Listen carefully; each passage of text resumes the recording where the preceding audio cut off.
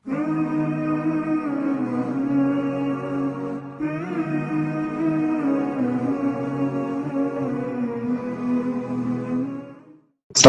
warahmatullahi wabarakatuh. Waalaikumsalam warahmatullahi wabarakatuh. Alhamdulillahirabbil alamin.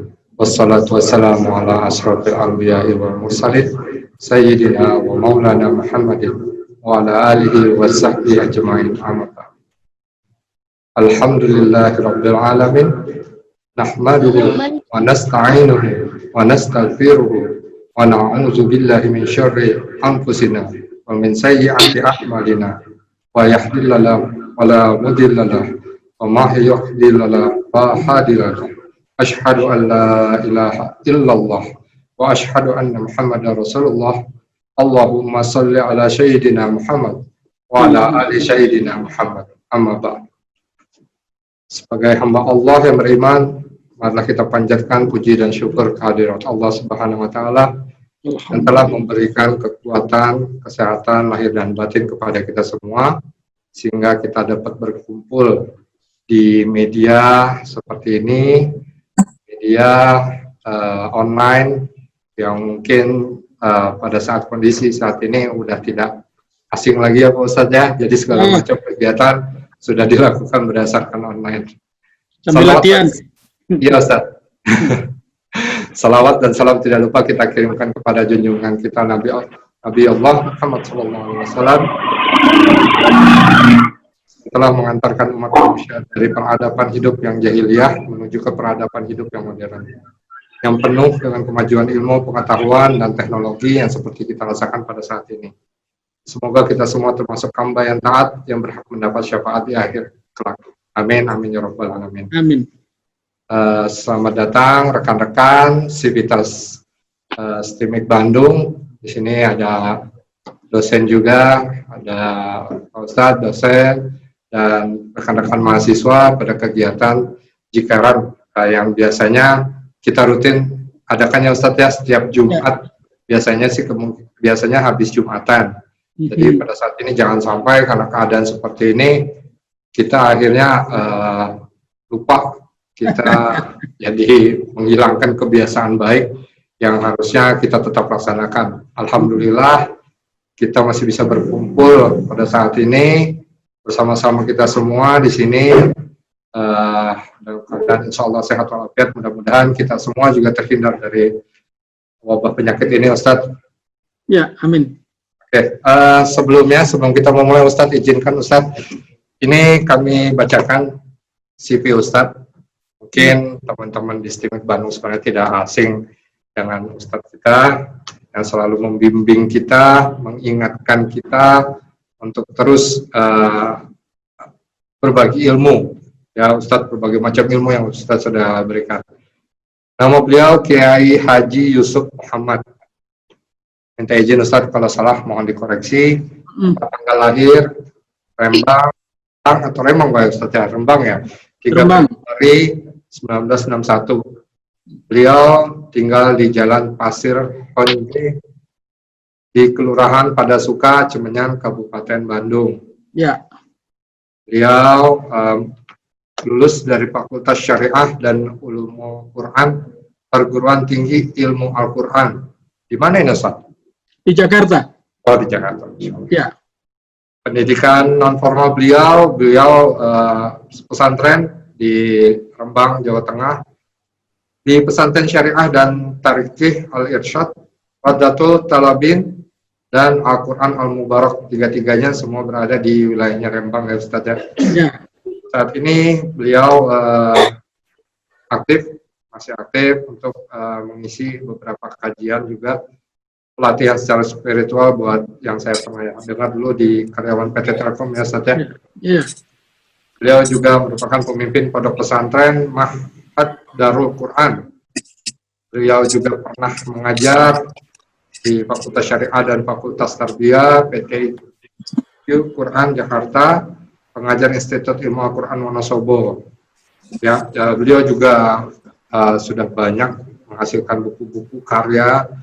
Ya, salah satunya ada tentang majelis zikir dan doa, ada beberapa terjemahan, dan di tahun yang terakhir yang mana nih Ustadz nih, yang terakhir?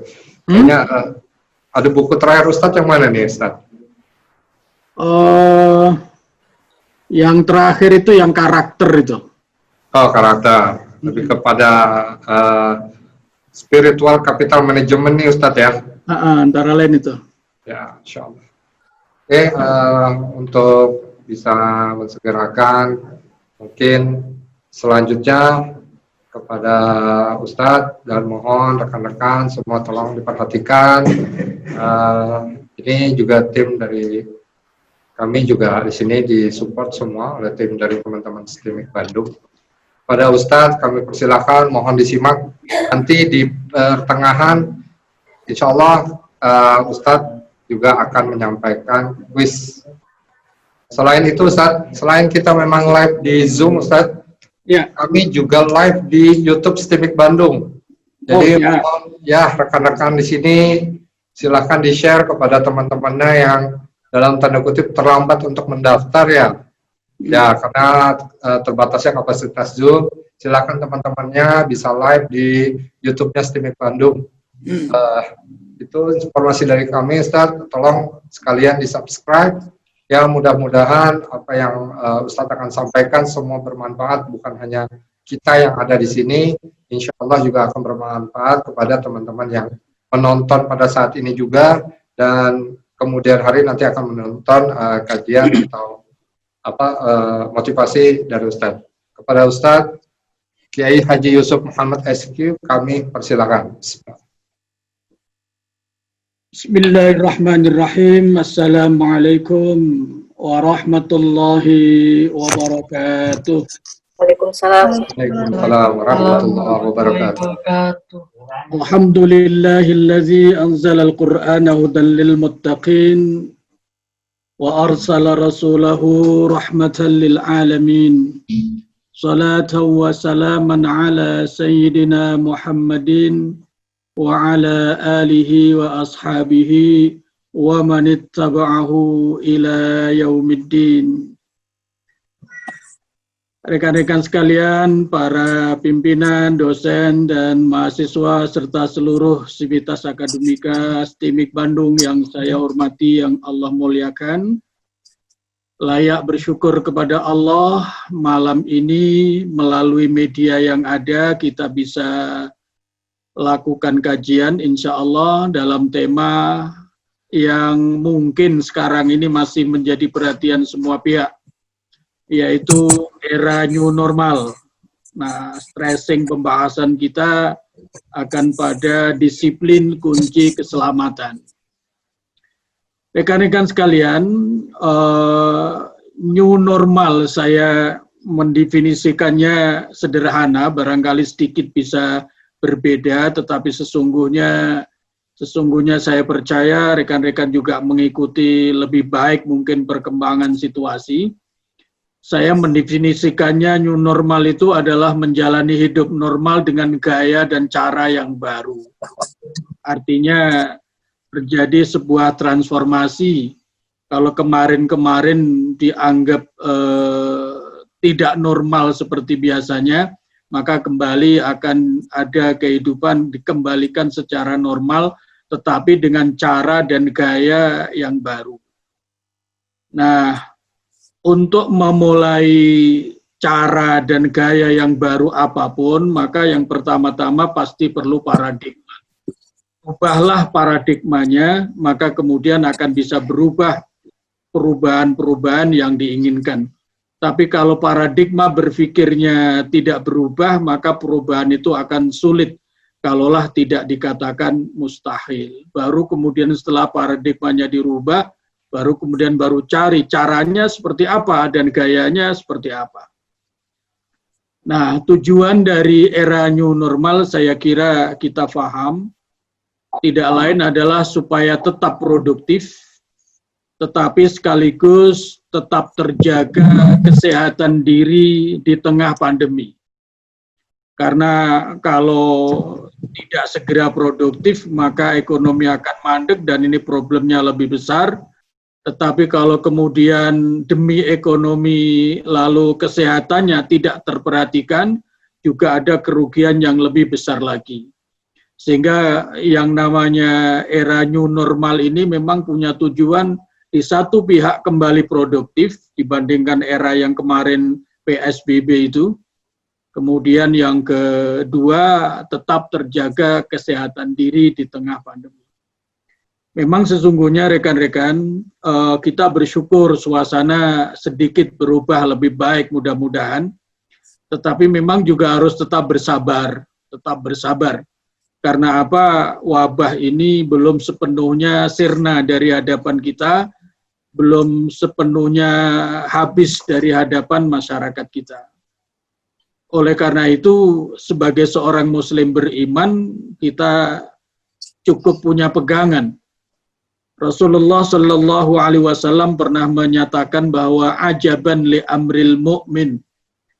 Orang beriman itu selalu mengagumkan keadaannya, selalu mengagumkan gayanya. Kenapa demikian? In asobathu sarra fasyakara fahuwa khairun. Kalau dia memperoleh karunia, dia bersyukur, itu baik bagi mereka. Wa inna asobathu darra fasabara fahuwa khairun lahu. Tetapi sebaliknya yang mengagumkan juga apabila orang beriman itu terkena dan menghadapi musibah, lalu mereka bersabar, itu membawa kebaikan lebih baik lagi. Nah, jadi dua-duanya bersyukur adalah hal yang baik ketika memperoleh nikmat, kemudian bersabar itu juga lebih baik lagi bagi orang beriman. Dan itu kata Nabi, kalau bukan orang beriman nggak bisa begitu. Makanya Nabi menyatakan ajaban li amril mu'minin. Memang orang-orang beriman itu. Kalau memperoleh karunia dia bersyukur dan itu baik, akan menambah karunia yang baru. Tetapi kalau mendapatkan musibah mereka bersabar, itu juga sesuatu yang lebih baik. Saya ucapkan terima kasih ya atas pertemuan kita selama 3 kali.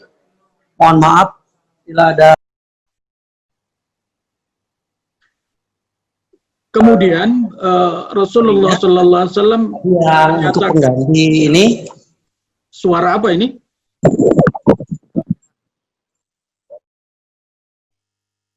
Kemudian tugas yang tadi bisa Sebentar Ustaz, ada yang ini, ada yang Ya. speakernya terbuka sebentar. Oh gitu ya, baik, nggak apa-apa. Lanjut ya. Mungkin kita bertanya, orang kena musibah bersabar dianggap lebih baik. Apa argumennya? Ternyata kalau ini pernah saya sampaikan, di dalam surat Az-Zumar ayat 10 itu Allah berfirman, innama yuwaffas sabiruna ajrahum bighairi hisab. Orang-orang yang sabar itu akan memperoleh pahala tanpa batas. Nah, ini dinyatakan oleh Rasulullah, makanya orang beriman itu mengagumkan. Ketika memperoleh karunia, mereka bersyukur, karunianya akan ditambah. Kemudian kalau mendapatkan musibah, mereka bersabar, dan itu pahalanya jauh lebih besar. Nah, makanya kita tetap di satu pihak bersyukur, tetapi juga harus tetap bersabar karena memang belum seluruhnya normal seperti yang diharapkan. Nah, saya kira kemudian syarat disiplin, tadi saya sampaikan sebagian, disiplin kunci keselamatan. Maka yang pertama adalah untuk bisa disiplin memang harus merubah paradigma. Paradigmanya harus dirubah. Antara lain yang perlu kita kaji malam ini, barangkali selama ini kalau kita bicara disiplin, maka persepsi kita disiplin itu adalah pranata sosial semata, tidak ada hubungannya dengan agama. Nah, oleh karena itu kemudian dianggap wajar kalau orang beragama tidak disiplin hidupnya karena memang dianggap bahwa disiplin itu bukan ajaran agama, dianggap sebuah pranata sosial semata. Maka paradigmanya harus dirubah. Nah, nanti kita kaji di mana letak disiplin itu menjadi kunci keselamatan, dan itu adalah sunnatullah. Kemudian yang kedua, orang yang disiplin hanya akan bisa disiplin kalau ditumbuhkan kesadarannya. Orang yang indisipliner, tidak disiplin bukan karena dia tidak punya ilmunya, bukan karena dia tidak tahu bahwa disiplin itu adalah kunci sukses, tidak, tetapi adalah lebih kepada kesadaran. Faktor kesadarannya lah seseorang itu punya disiplin tinggi atau tidak. Kemudian yang ketiga, kalau sudah punya kesadaran, tentu memegang komitmen. Ya, itu baru bisa disiplin.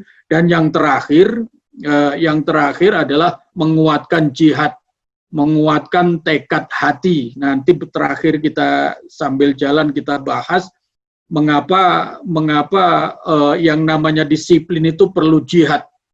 Dan inilah kira-kira nanti yang membedakan antara disiplin dalam pranata sosial belaka dengan disiplin sebagai style orang beriman. Baik, kita lanjut. Mulai merubah paradigma kita dari sini. Dalam agama Islam ada istilah maqasidus syariah, yang artinya tujuan kenapa Islam itu Allah berikan. Kenapa setelah Allah menciptakan langit bumi, menciptakan manusia, lalu menurunkan, memberikan agama. Nah, ini barangkali kalau sudah paham, kalau sudah tahu mungkin pengulangan pemantapan, tetapi yang belum tahu atau ragu-ragu barangkali ini menjadi sesuatu yang baru, bahwa syariat Islam, agama itu Allah berikan mempunyai 5 tujuan. Yang pertama, hifzuddin, menjaga agama itu sendiri. Jadi agama diturunkan adalah dalam rangka menjaga agama. Kemudian yang kedua, ini yang kaitannya nanti disiplin kunci keselamatan. Yang kedua, tujuan agama itu adalah hifzun nafsi, ya, menjaga keselamatan jiwa. Menjaga keselamatan jiwa. Maka nanti kita lihat bagaimana kalau ada sedang dihadap-hadapkan, di satu sisi ada pertimbangan kesehatan dan keselamatan jiwa, tapi di satu lain ada pertimbangan ibadah dan kepentingan yang lain. Nah, ini letaknya ada di sini. Kemudian yang ketiga, agama itu Allah berikan kepada manusia dalam rangka hifzul aqli, yaitu menjaga kesehatan akal, kesehatan berpikir. Karena memang berpikir dan akal ini modal sukses kehidupan manusia. Oleh karena agama itu diturunkan justru untuk memelihara kesehatan akal manusia, maka salah satu yang dilarang oleh agama adalah melakukan perbuatan yang kemudian merusak kesehatan pikiran, kesehatan akal. Yang paling jelas misalnya minuman keras dan lain-lain sejenisnya.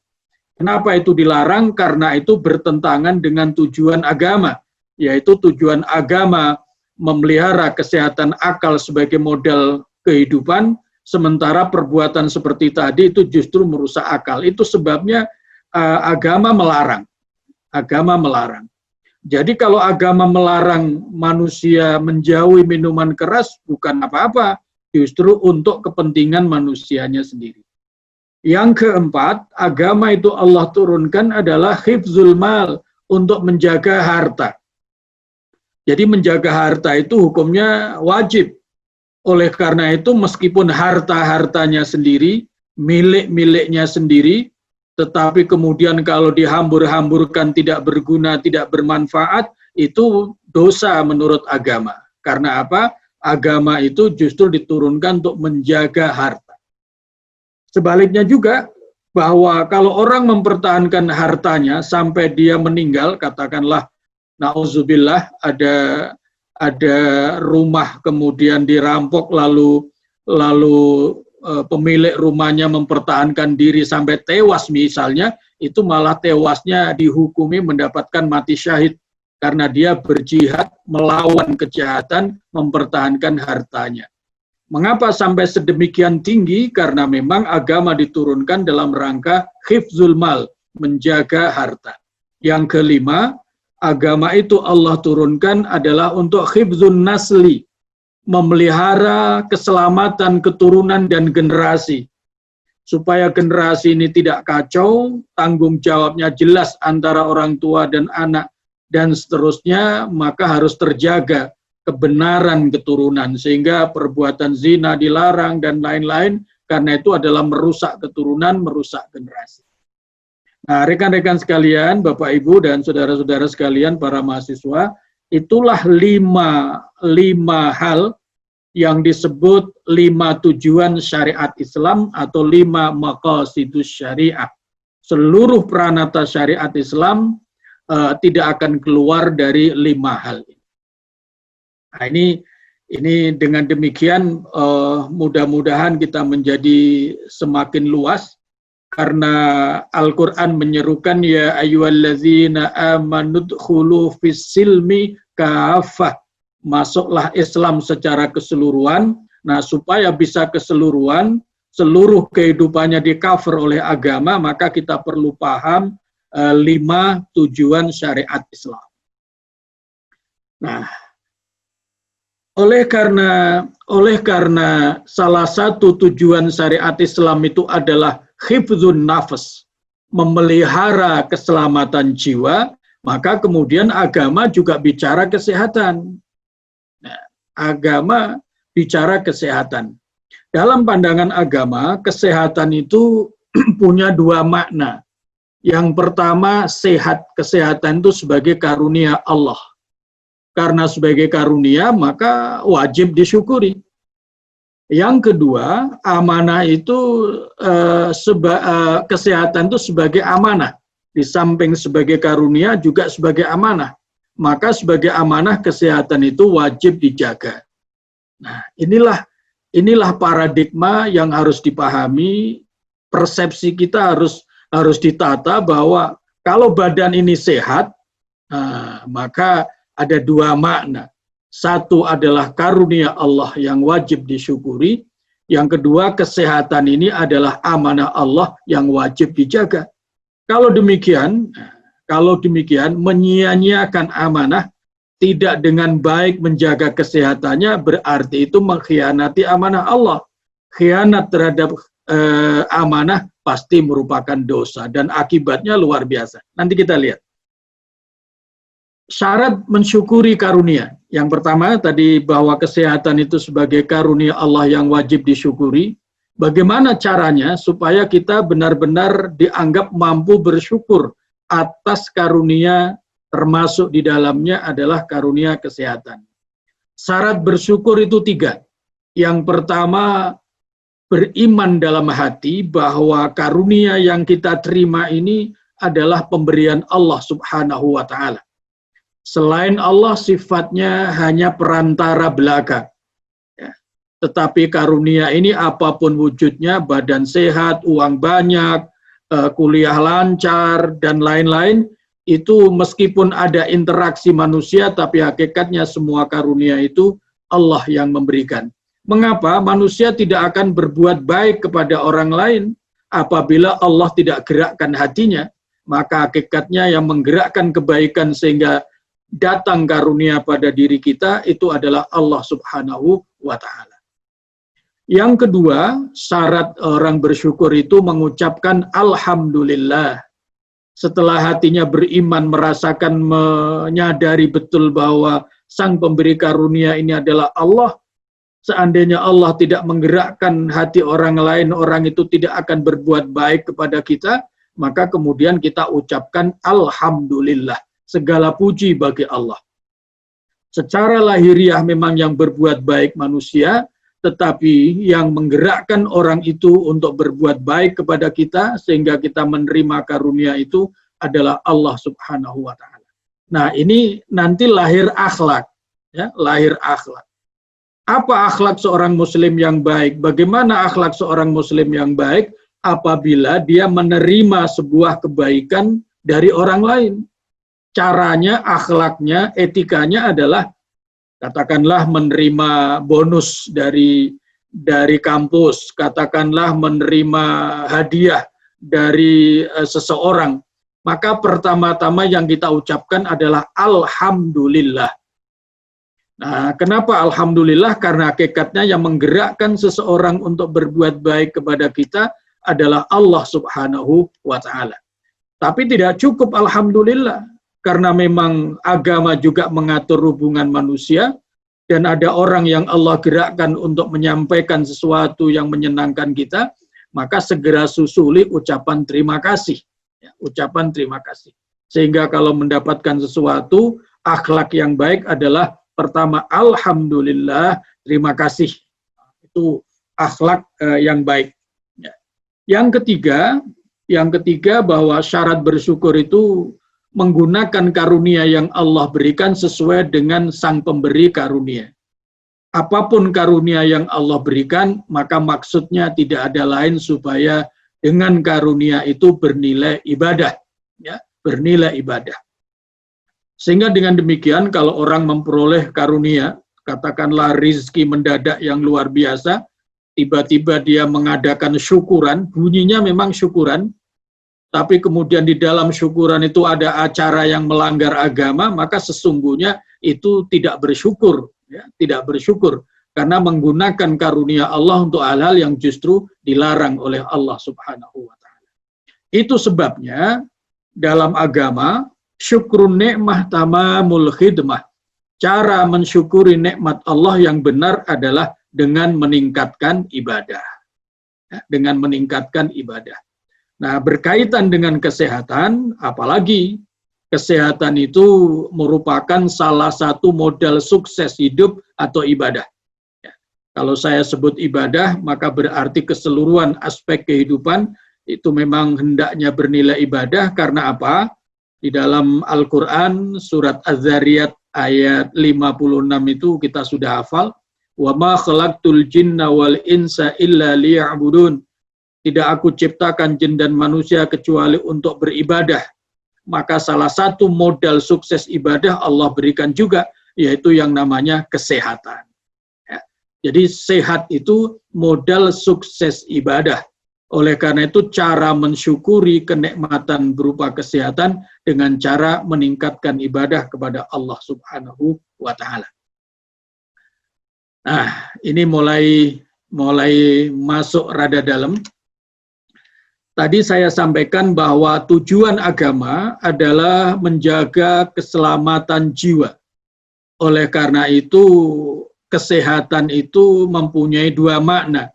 Satu, kesehatan bermakna karunia Allah yang wajib disyukuri. Yang kedua, kesehatan itu bermakna amanah Allah yang wajib dijaga. Oleh karena itu, kemudian di dalam Al-Quran, di surah An-Nisa, ayat 58 itu Allah berfirman, innallaha ya'murukum an tu'addul amanati ila ahliha. Sesungguhnya Allah menyuruh kalian menunaikan amanah kepada yang berhak menerimanya. Nah, itu ada catatan saya di bawah, diri dan kesehatan itu merupakan amanah Allah. Ya, diri kita ini merupakan amanah Allah. Mata amanah, tangan amanah, kehidupan itu sendiri amanah. Diri kita ini seluruhnya amanah Allah, maka wajib dijaga. Nah, siapa yang berhak menerima amanah? Satu, diri sendiri. Kemudian yang kedua adalah orang-orang yang berinteraksi dengan kita. Kalau seorang kepala keluarga, maka amanah kesehatannya itu adalah satu untuk diri sendiri, dan kesehatan itu adalah dalam rangka untuk menjalankan berbagai aktivitas untuk memenuhi tanggung jawab sebagai kepala keluarga. Dan begitu seterusnya. Nah, ini ayat 58 surah An-Nisa. Allah menyerukan, innallaha ya'murukum an tu'addul amanati ila ahliha. Sesungguhnya Allah menyuruh kalian, kita semua, menunaikan amanah-amanah. Ya, bukan hanya satu, kalau amanah hanya satu, kalau amanah-amanah berarti banyak. Artinya apa? Dalam kehidupan ini, seorang diri ini, sebenarnya di pundak kita ada amanah yang sangat banyak. Seorang pimpinan punya amanah kepemimpinannya, semua kepercayaan adalah amanah. Ya, adalah amanah. Kita lanjutkan. Nah, ini sudah mulai masuk lebih dalam. Allah Subhanahu wa taala berfirman, wa anfiqu fi sabilillah wa la tulqu bi aidikum ila tahlukah. Janganlah kalian menjatuhkan diri sendiri dalam kebinasaan. Nah, maka dari ayat-ayat ini para ulama sepakat menjaga kesehatan dan keselamatan diri itu wajib, mencelakakan diri apapun alasannya itu haram dalam pandangan agama. Nah, karena diri ini adalah amanah Allah yang wajib dijaga, kesehatan juga amanah Allah yang wajib dijaga, sementara kemudian Allah berfirman jangan membinasakan diri, maka membinasakan diri itu hukumnya haram. Lalu sebaliknya menjaga diri, menjaga kesehatan kita sendiri, menjaga keselamatan diri itu bagian dari ibadah. Karena apa? Karena itu perintah Allah Subhanahu wa Ta'ala. Pak Dedi, pertanyaannya mau langsung apa nunggu jam jeda?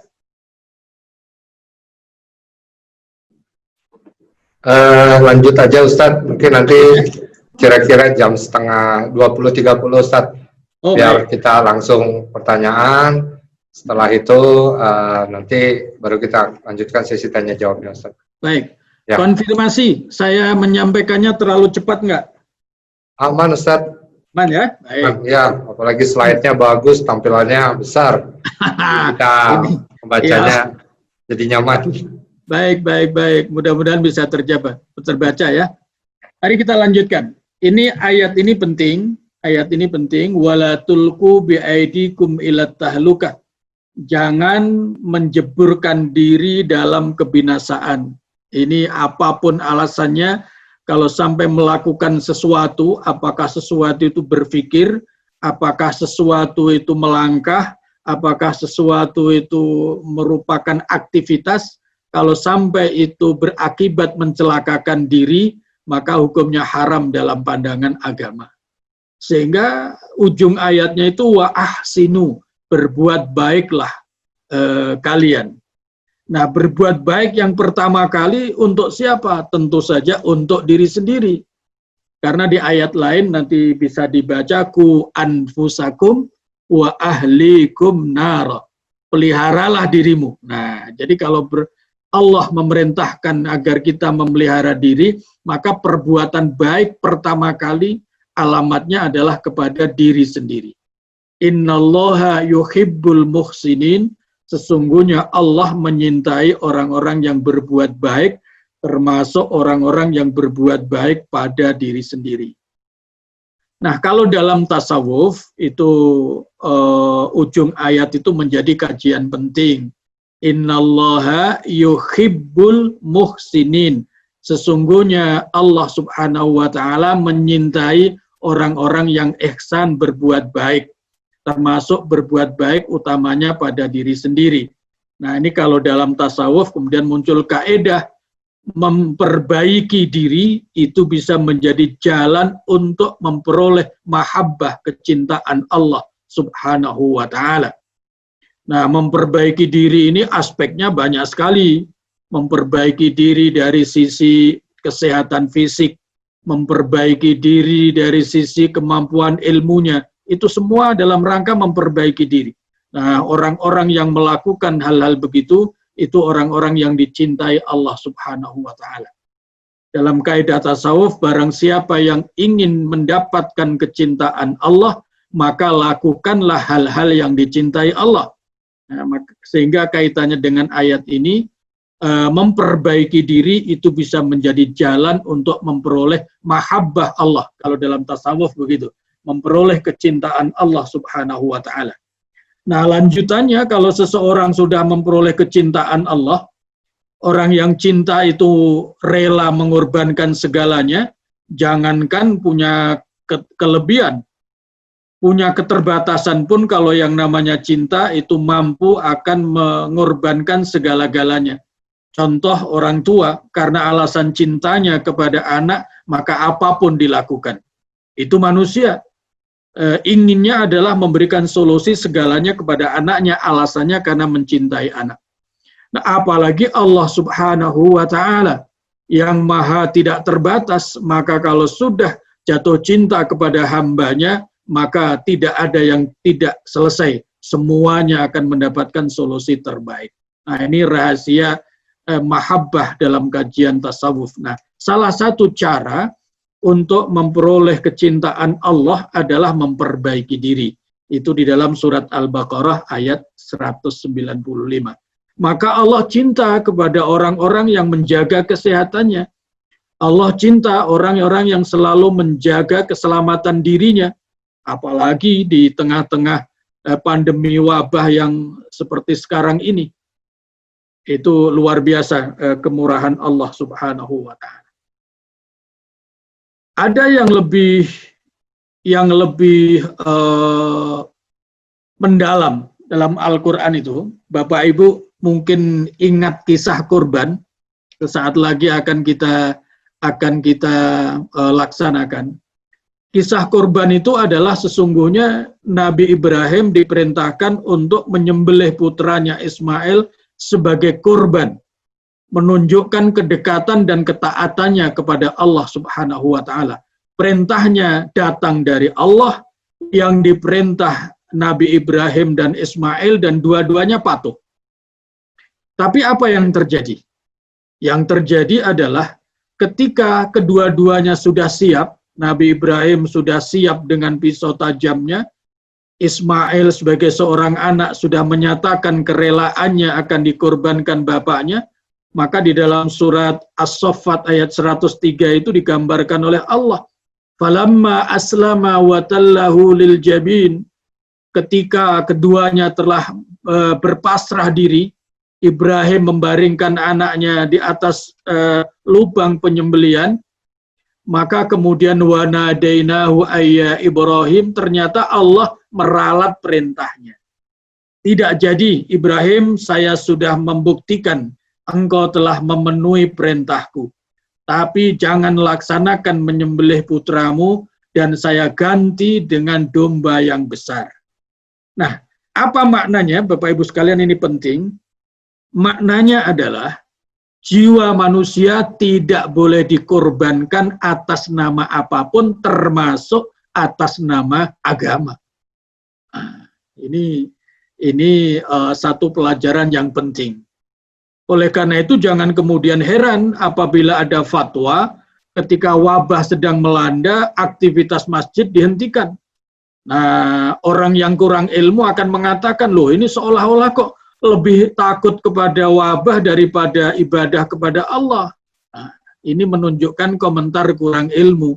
Karena apa? Karena justru menjaga keselamatan jiwa itu tujuan agama.